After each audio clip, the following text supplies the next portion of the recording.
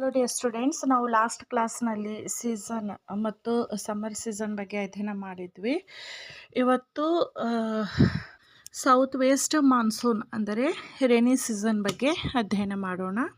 ಇದನ್ನು ಮುಂಗಾರು ಮಳೆಗಾಲ ಅಂತಲೂ ಕರೀತಾರೆ. ಇವುಗಳು ಜೂನ್ನಿಂದ ಸೆಪ್ಟೆಂಬರ್ವರೆಗೆ ಇರುತ್ತೆ. ಆ್ಯಂಡ್ ಭಾರತದಲ್ಲಿ ಒಟ್ಟು ವಾರ್ಷಿಕ ಮಳೆಯ 75% ಪ್ರಮಾಣ ಮಳೆ ಈ ಕಾಲದಲ್ಲೇ ಬೀಳುತ್ತೆ. 75% ಮಳೆ ನಮಗೆ ಈ ಮುಂಗಾರು ಮಳೆ ಕಾಲದಲ್ಲೇ ನಾವು ನೋಡ್ತೀವಿ. ಸೌತ್ ವೆಸ್ಟ್ ಮಾನ್ಸೂನನ್ನು ನಾವು 2 ಪಾರ್ಟ್ಸ್ ಆಗಿ ಡಿವೈಡ್ ಮಾಡ್ತೀವಿ. ಒಂದು ಅರೇಬಿಯನ್ ಸಿ ಬ್ರ್ಯಾಂಚ್, ಇನ್ನೊಂದು ಬೇ of Bengal branch. Arabian C branch ಏನಿದೆ ಇದು ಪಶ್ಚಿಮ ಘಟ್ಟಗಳಿಂದ ತಡೆಯಲ್ಪಟ್ಟಿದೆ ಆ್ಯಂಡ್ ಇದು ಪಶ್ಚಿಮ ಭಾಗಕ್ಕೆ ಹೆಚ್ಚು ಮಳೆಯನ್ನು ಸುರಿಸುತ್ತೆ. As these winds proceed to the east they get depleted of rain. ಇಲ್ಲಿನ ವಿಂಡ್ಸ್ ಏನಿದೆ ಪೂರ್ವಕ್ಕೆ ಹೋದಂತೆಲ್ಲ ಇಲ್ಲಿ ಮಳೆ ಕಡಿಮೆ ಆಗುತ್ತಾ ಹೋಗುತ್ತೆ. ಆ್ಯಂಡ್ ಇದಕ್ಕೆ eastern regions of the Western Ghats are called rain shadow regions ಅಂತಾನು ಕರಿತೀವಿ. ಅಂದರೆ ಪಶ್ಚಿಮ ಘಟ್ಟಗಳ ಪೂರ್ವ ಭಾಗವನ್ನು ನಾವು ಮಳೆಯ ನೆರಳಿನ ಪ್ರದೇಶ ಅಂತಲೂ ಕರಿತೀವಿ. ಅಷ್ಟೇ ಅಲ್ಲ, Myanmar, Bangladesh, north east Indian regions, foothills of Himalaya and north Indian plains ಇವುಗಳು ಪೂರ್ವಕ್ಕೆ ಹೋದಂತೆಲ್ಲ ಪೂರ್ವ ಪಶ್ಚಿಮಕ್ಕೆ ಹೋದಂತೆಲ್ಲ ಇಲ್ಲಿ ಮಳೆಯು ಕಡಿಮೆ ಆಗುತ್ತಾ ಹೋಗುತ್ತೆ. ಆ್ಯಂಡ್ ತಮಿಳುನಾಡುವನ್ನು ಬಿಟ್ಟು ಭಾರತದಲ್ಲಿ ಈ ನೈಋತ್ಯ ಮಾನ್ಸೂನ್ ಏನಿದೆ ಸೌತ್ ವೆಸ್ಟ್ ಮಾನ್ಸೂನ್ ಹೆಚ್ಚು ಮಳೆಯನ್ನು ತರುತ್ತದೆ. ರಿಟ್ರೀಟಿಂಗ್ ಮಾನ್ಸೂನ್ ಅಂದರೆ ಹಿಂಗಾರು ಮಳೆಗಾಲ ಅಂತಲೂ ಕರಿತೀವಿ. ಇದು ಅಕ್ಟೋಬರ್ ಎಂಡ್ನಲ್ಲಿ ಅಂದರೆ ಭಾರತದಲ್ಲಿ ಬಿದ್ದಿದ್ದ ಮಳೆ ಪರಿಣಾಮದಿಂದ ಇಲ್ಲಿ ಉಷ್ಣಾಂಶ ಏನಿರುತ್ತೆ ಕಡಿಮೆ ಆಗಿರುತ್ತೆ. ಅಷ್ಟೇ ಅಲ್ಲ, ಸೌತರ್ನ್ ಹೆಮಿಸ್ಫಿಯರ್ನಲ್ಲಿ ಸೂರ್ಯನ ಕಿರಣಗಳು ವರ್ಟಿಕಲಿ ಅಂದರೆ ಲಂಬವಾಗಿ ಬೀಳುತ್ತೆ. ಸೊ ಇದರಿಂದ ಉತ್ತರಾರ್ಧಗೋಳದಲ್ಲಿ ಅಂದರೆ ನಾರ್ತರ್ನ್ ಹೆಮಿಸ್ಫಿಯರ್ನಲ್ಲಿ ಉಷ್ಣಾಂಶ ಕಡಿಮೆ ಆಗುತ್ತೆ. Hence, this area becomes an area of high pressure and the southwest monsoon winds start receding. ಈ ಪ್ರದೇಶ ಏನಿರುತ್ತೆ ಇದರಿಂದ ಹೆಚ್ಚು ಒತ್ತಡ ಪ್ರದೇಶವಾಗಿ ಕನ್ವರ್ಟ್ ಆಗುತ್ತಾ ಹೋಗುತ್ತೆ. ಅದಕ್ಕಾಗಿ ನೈಋತ್ಯ ಮಾನ್ಸೂನ್ ಏನಿದೆ ಇದು ಅಕ್ಟೋಬರ್ನಿಂದ ಹಿಂದೆ ಸರಿಯಲು ಪ್ರಾರಂಭಿಸುತ್ತೆ. Slowly they stop blowing by the end of November. This is the receding monsoon period or northeast monsoon period. ನಿಧಾನವಾಗಿ ನವೆಂಬರ್ ತಿಂಗಳ ಎಂಡದ ವೇಳೆ ಇದೇನು ಮಾಡುತ್ತಂದರೆ ಬೀಸುವುದನ್ನು ನಿಲ್ಲಿಸುತ್ತೆ. ಬ್ಲೋ ಅಂದರೆ ಬೀಸುವುದನ್ನು ನಿಲ್ಲಿಸುತ್ತೆ. ಇದನ್ನೇ ನಾವು ಮಾನ್ಸೂನ್ ಮಾರುತಗಳ ನಿರ್ಗಮನ ಕಾಲ ಅಥವಾ ಈಶಾನ್ಯ ಮಾನ್ಸೂನ್ ಮಾರುತಗಳ ಕಾಲ ಅಂತಲೂ ಕರಿತೀವಿ. Receding monsoon period or north east monsoon period ಅಂತ. ಆ್ಯಂಡ್ ಈ ಪೀರಿಯಡ್ನಲ್ಲಿ ಭಾರತ 13% ಮಳೆಯನ್ನು ಪಡೆಯುತ್ತೆ. During this season India receives about 13% of the annual rainfall. ಉಷ್ಣತೆ ಮತ್ತು ಒತ್ತಡ ಇವೆರಡರ ಡಿಫ್ರೆನ್ಸ್ನಿಂದ ಇಲ್ಲಿ ಸೈಕ್ಲೋನ್ ಆಗುತ್ತೆ. Tropical cyclones frequently occur in the bay of Bengal during this season.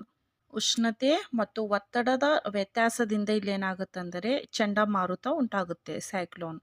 And ಇದು ಜನಜೀವನ ಮತ್ತು ಜನಜೀವನದ ಆಸ್ತಿಯನ್ನು ಹಾನಿ ಉಂಟು ಮಾಡುತ್ತೆ. ಅಲ್ಲದೆ ವೈಡ್ ಸ್ಪ್ರೆಡ್ ಡ್ಯಾಮೇಜ್ ಅಸ್ತವ್ಯಸ್ತ ಮಾಡುತ್ತೆ, ಪರ್ಟಿಕ್ಯುಲರ್ಲಿ ಅಲಾಂಗ್ ದ ಕೋಸ್ಟ್ ರೀಜನ್ಸ್ನಲ್ಲಿ. ವಿಂಟರ್ ಸೀಸನ್ ಅಂದರೆ ಚಳಿಗಾಲ ಇದು ಡಿಸೆಂಬರಿಂದ ಸ್ಟಾರ್ಟ್ ಆಗಿ ಫೆಬ್ರವರಿ ಎಂಡ್ವರೆಗಿರುತ್ತೆ.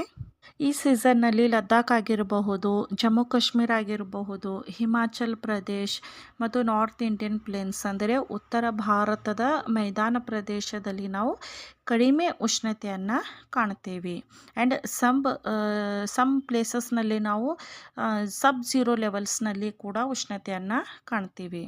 ಸಬ್ ಝೀರೋ ಲೆವೆಲ್ಸ್ನಲ್ಲಿ ಉಷ್ಣತೆ ಕಾಣಿದರೆ ಅಲ್ಲಿ ಸ್ನೋಫಾಲ್ ಆಗುತ್ತೆ. ಆದರೆ south India temperature is normal and the climate is very pleasant. ದಕ್ಷಿಣ ಭಾಗದ ಕಡೆ ನೋಡಿದರೆ ಇಲ್ಲಿ ಉಷ್ಣತೆ ಸಾಧಾರಣವಾಗಿರುತ್ತೆ ಮತ್ತು ಹವಾಮಾನ ಕೂಡ ಅಷ್ಟಕ್ಕಷ್ಟೇ ನಾರ್ಮಲ್ ಆಗಿರುತ್ತೆ. ಆ್ಯಂಡ್ ಭಾರತ ತನ್ನ ವಾರ್ಷಿಕ ಮಳೆಯ ಶೇಕಡ 2ರಷ್ಟನ್ನು ಮಾತ್ರ ಈ ಅವಧಿಯಲ್ಲಿ ಮಳೆಯನ್ನು ಪಡೆಯುತ್ತೆ. ಅಂದರೆ India receives just about 2% of the annual rainfall during this season. Hence the winter season is the season of list rainfall. ಚಳಿಗಾಲ ಏನಿದೆ ಇದು ಭಾರತದಲ್ಲಿ ಅತಿ ಕಡಿಮೆ ಮಳೆ ಬಿಡುವ ಮಂತಾಗಿದೆ ಅಂತಲೂ ಹೇಳಬಹುದು. ಇಲ್ಲೊಂದು ಕ್ವಶನ್ ಆಗುತ್ತೆ, which season is the season of list rainfall, ಅಂದರೆ ಅದು ವಿಂಟರ್ ಸೀಸನ್ ಆಗಿರುತ್ತೆ. Next distribution of rain. Normally ನಾವು ಇಲ್ಲಿ ತನಕ ನೋಡಿದ್ವಿ ಸೌತ್ ವೆಸ್ಟ್ ಮಾನ್ಸೂನ್ ಸೀಸನಲ್ಲಿ ಅತಿ ಹೆಚ್ಚು ಮಳೆಯನ್ನು ನಾವು ಕಾಣ್ತೀವಿ. ಅಷ್ಟೇ ಅಲ್ಲ, ಬೇರೆ ಬೇರೆ ಸೀಸನ್ಸ್ನಲ್ಲೂ ಕೂಡ ಮಳೆ ಆಗುತ್ತೆ. ಆದರೆ ಎಲ್ಲ ಕಡೆ ಸೇಮ್ ಆಗಿರಲ್ಲ. ಕೆಲವೊಂದು ಕಡೆ ಕಡಿಮೆ ಮಳೆ ಬೀಳುತ್ತೆ, ಇನ್ನೊಂದು ಕಡೆ ಹೆಚ್ಚಿಗೆ ಮಳೆ ಬೀಳುತ್ತೆ. ಸೊ ಭಾರತದ ಎವ್ರೇಜ್ ರೈನ್ಫಾಲ್ 118 ಸೆಂಟಿಮೀಟರ್ ಆಗಿದೆ. ಬೇರೆ ಬೇರೆ ಸೀಸನ್ಸ್ನಲ್ಲಿ, ಬೇರೆ ಬೇರೆ ರೀಜನ್ಸ್ನಲ್ಲಿ ಬೇರೆ ಬೇರೆ ಪ್ರಮಾಣದಲ್ಲಿ ಮಳೆ ಆಗುತ್ತೆ. ಅದಕ್ಕೆ ಇದನ್ನು ನಾವು 3 ಪಾರ್ಟ್ಸ್ನಲ್ಲಿ ಡಿವೈಡೆಡ್ ಮಾಡಿದ್ವಿ. Based on the total quantum of rainfall, ಮಳೆಯ ಹಂಚಿಕೆಯ ಆಧಾರದ ಮೇಲೆ ನಾವು ಇದನ್ನು 3 ಪಾರ್ಟ್ಸ್ ಆಗಿ ವಿಂಗಡಣೆ ಮಾಡಿದ್ವಿ. ಅದರಲ್ಲಿ ಫಸ್ಟ್ ಬಂದ್ಬಿಟ್ಟು ಲೋ ರೈನ್ಫಾಲ್ ರೀಸನ್, ಅಂದರೆ ಕಡಿಮೆ ಬೀಳುವ ಪ್ರದೇಶ. ಈ ಪ್ರದೇಶವು ಆ್ಯನ್ಯುವಲ್ ರೈನ್ಫಾಲ್ ಇಲ್ಲಿ 50 ಸೆಂಟಿಮೀಟರ್ಗಿಂತನೂ ಕಡಿಮೆ ಇರುತ್ತೆ. Thar desert of Rajasthan and its adjoining areas like Punjab, Haryana, Kutch regions of Gujarat, Ladakh and Jammu Kashmir, eastern parts of Maharashtra and interior Karnataka are like areas of deficit rainfall. Ruili of Jaisalmer district in Rajasthan, the area receiving least annual rainfall of 8.3 centimeter in the country. ಇಲ್ಲಿ ನೋಡಿ, ರಾಜಸ್ಥಾನದ ಥಾರ್ ಮರುಭೂಮಿ ಹಾಗೂ ಅದಕ್ಕೆ adjoining ಅಂದರೆ ಹೊಂದಿಕೊಂಡಿರುವ ಪ್ರದೇಶಗಳು ಪಂಜಾಬ್ ಆಗಿರಬಹುದು, ಹರಿಯಾಣ, ಗುಜರಾತ್, ಕಚ್ಚ ಪ್ರದೇಶ ಮತ್ತು ಜಮ್ಮು ಕಾಶ್ಮೀರ್, ಮಹಾರಾಷ್ಟ್ರದ ಪೂರ್ವ ಭಾಗ, ಕರ್ನಾಟಕದ ಇಂಟೀರಿಯರ್ ಅಂದರೆ ಒಳನಾಡು ಪ್ರದೇಶದಲ್ಲಿ ಕಡಿಮೆ ಮಳೆ ಬೀಳುವ ಪ್ರದೇಶಗಳಾಗಿವೆ ಅಂತ ಹೇಳಬಹುದು. ಡೆಫಿಸಿಟ್ ರೈನ್ಫಾಲ್ ಅಂದರೆ ಇಲ್ಲಿ ಕಡಿಮೆ ಮಳೆ ಬೀಳುತ್ತೆ.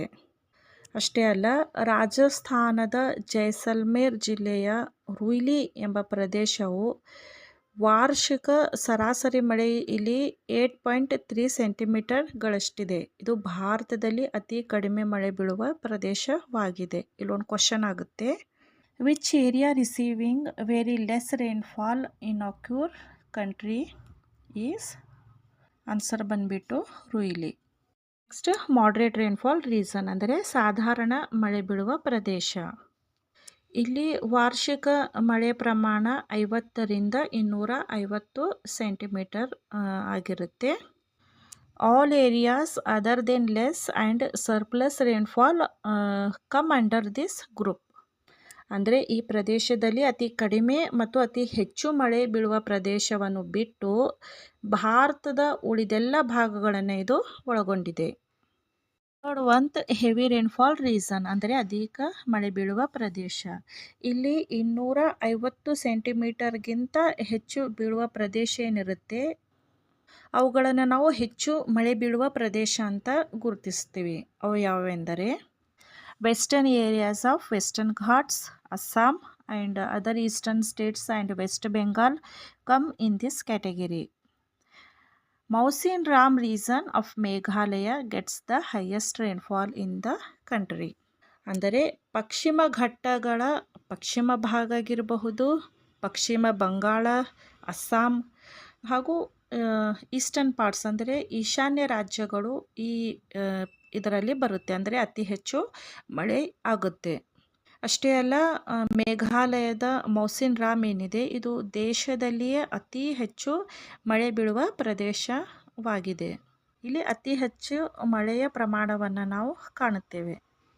Climatic condition of a country has a great influence on its economy. ನಿಜ, ದೇಶದ ಆರ್ಥಿಕತೆ ಬೆಳವಣಿಗೆ ಮೇಲೆ ಕೂಡ ಇದು ಮಳೆಯ ಪ್ರಭಾವ ಬೀರುತ್ತೆ, ಇದು ನಿಜವಾಗಿದೆ. ಯಾಕೆಂದರೆ ಭಾರತದಲ್ಲಿ ಸಾಕಷ್ಟು ಜನ ಆ, ವ್ಯವಸಾಯದ ಮೇಲೆ ಅವಲಂಬಿತರಾಗಿದ್ದಾರೆ. ನೋಡಿ, ಮಳೆಗಾಲದಲ್ಲಿ ಮಳೆ ಬಿದ್ದರೆ ಓಕೆ, ಮಳೆ ಬೀಳಲಿಲ್ಲ ಅಂದರೆ ಬರಗಾಲ ಬರುತ್ತೆ. ಅತಿ ಹೆಚ್ಚು ಮಳೆ ಕೂಡ ವ್ಯವಸಾಯಕ್ಕೆ ಹಾನಿ, ಅತಿ ಕಡಿಮೆ ಮಳೆ ಕೂಡ ವ್ಯವಸಾಯಕ್ಕೆ ಹಾನಿ. ಅತಿ ಹೆಚ್ಚು ಮಳೆ ಬಂದರೆ ಅದು ಪ್ರವಾಹ ಉಂಟಾಗಿ ಹಾನಿಯನ್ನು ಉಂಟು ಮಾಡುತ್ತೆ. ಅತಿ ಕಡಿಮೆ ಮಳೆ ಬಿದ್ದರೆ ಬರಗಾಲ ಉಂಟು ಮಾಡುತ್ತೆ. ಸೊ ಭಾರತದ ವ್ಯವಸಾಯವನ್ನು ನಾವು ಮಾನ್ಸೂನ್ ಮಾರುತಗಳೊಡನೆ ಆಡುವ ಜೂಜಾಟ ಅಂತ ಕರಿತೇವೆ. ಅಂದರೆ hence it is said that's Indian agriculture is a gamble with the monsoons.